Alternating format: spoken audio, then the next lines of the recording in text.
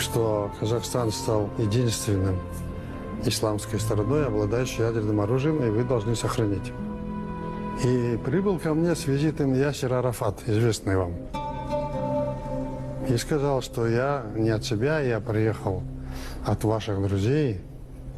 И его прислал Муаммар Каддафи узнать обстановку с ядерным оружием. Естественно, у меня в мыслях не было продавать эти ракеты. Я просто сказал, говорю, содержать их очень дорого, Казахстан не вынесет. Ну а сколько денег нужно?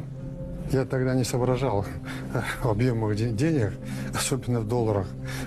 Вот так, шутя, с потолка взял, говорю, 20 миллиардов. И чтобы сказать, я думаю, это шутка.